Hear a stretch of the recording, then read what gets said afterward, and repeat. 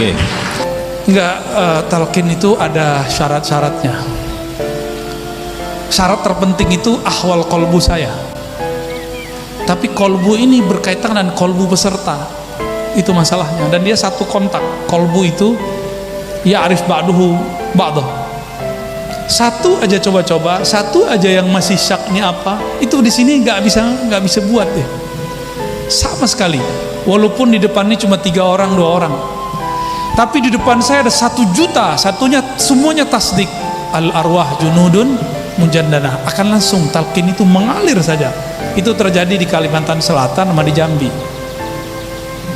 Kemudian kemarin waktu kita buat daurah di Bogor, dia nggak perlu cari mursyid baru, dia kapan aja bisa ketemu gurunya. Makanya Abu Bakar nggak perlu cari nabi baru kan, nabi wafat, benar nggak? Umar cari nabi baru nggak perlu, beliau sudah sempurna, perangkat nubuat sudah diturunkan ke Abu Bakar. Makanya Abu Bakar ini bisa dialog dengan malaikat, bisa dialog dengan Allah. Umar, itu sebabnya Umar berani melarang yang tadinya Allah bolehkan di Quran setelah konfirmasi sama Allah. Mau tahu contohnya? Nikah perempuan ahli kitab, Umar larang, padahal di surah Al-Maidah boleh, ya kan? Kalau nikah sama ahli kitab, santri-santri kita gimana ntar? Al-Banat gimana? Umar melihat orang-orang Arab dulu nikah dengan orang-orang ahli kitab, orang Arab Madinah, Mekah nganggur. Jadi banyaklah perawan-perawan tua, mohon maaf. Maka dia keluarkan peraturan khalifah, dilarang menikahi ahlul kitab.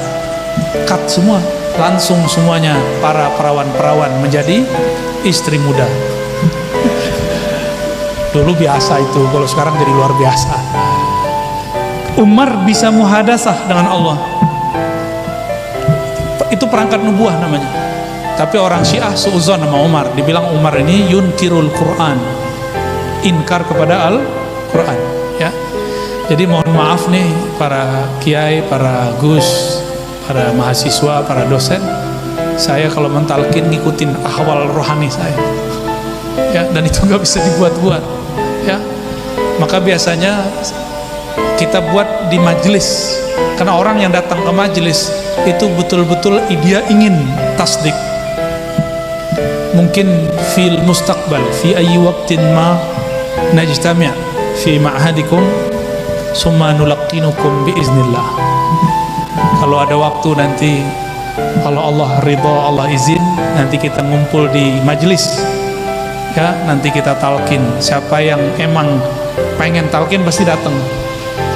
Dan memang harus dijadwal talqin zikir gitu. Insya Allah. Dan terakhir tadi nyebutin salam ke Nabi Khidir, ya. Salatu salamu alaika ya Sayyidina Rasulullah, Sayyidina Mahdi, Sayyidina Balya. Kok bisa bikin adem? Karena mereka masih hidup dan mereka ada. Ya, yang ada pada Al-Mahdi itu sirnya Ahmadi.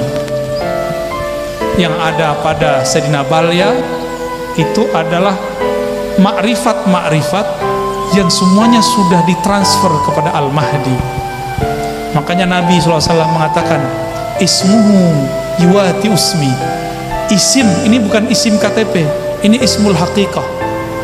Ismul haqiqah kata Bajuri adalah keuluwul makan, uluwud darajat, ketinggian derajat, wa uluwul ilm, wal wasam, yani alamat, tanda-tanda Nabi, ketinggian darajah Nabi ada pada dia.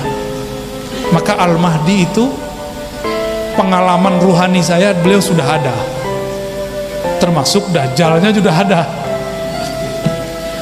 barengan ya. Ini terakhir ya, Nabi Musa, sebelum Nabi Musa, Nabi Nuh mengingatkan umatnya supaya hati-hati sama Dajjal. Nabi Ibrahim hati-hati sama Dajjal. Nabi-nabi semuanya mengatakan hati-hati kepada Dajjal. Nabi Musa cuma berani negur, Samiri, ma khatbuka ya Samiri. Giliran Harun dipegang jenggotnya, giliran umatnya disuruh bunuh diri. Tapi pas melihat Samiri, itu bulu romanya Nabi Musa berdiri, ini bukan orang biasa ini. Ternyata Samiri itu nama kecilnya Musa bin Sam'un. Maka ada dua Musa berhadapan. Musa bin Sam'un kecilnya juga diajar Jibril, sempat dibawa terbang kemana-mana. Maka berkalamlah para ulama kita, Musa, ada dua Musa. Musa allamahu Jibril fa asbaha dajjala. Musa allamahu Fir'aun fa asbaha rasula. Ada satu Musa diajarin oleh Jibril tapi jadi dajjal. Ada Musa kedua dirawat oleh Fir'aun tapi malah jadi rasulah. Ini pola akhir zaman begini. Nanti akan ada orang dididik oleh wali tapi dia jadi wali setan. Ada orang yang hidupnya di tempat maksiat, tempat kesesatan, tapi justru dia jadi wali Rahman. Kenapa? Wali Allah itu pilihan dari dari masa azaliyah, alam ruh sampai sekarang. Yang ditakdirkan jadi wali, meskipun dia pernah jadi perampok, koruptor, pasti jadi wali. Fudail bin Iyad itu perampok, suka merokosa perempuan, tapi takdir dia di masa azaliyah jadi wali. Maka ada satu kejadian di masa hidupnya membuat dia jadi wali. Perempuan pelacur dia, badannya dipakai untuk perbuatan-perbuatan yang nista. Tapi apa yang terjadi? Cuma karena rahmatullah ada pada dirinya memancar, melihat ada anjing udah kudisan, dia kasih minum, jadi wali. Jadi wali itu nggak usah aneh-aneh. Terapkan rahmatullah di kolbu. Asbahta waliyar rahman, pasti jadi wali Allah. Cuma gitu doang, ya. Dan sekarang Al-Mahdinya sudah muncul. Cuma Allah rahasiakan sebagaimana Allah merahasiakan Dajjal. Ciri-cirinya apa? Yang benar di framing jadi salah, yang salah di framing jadi benar.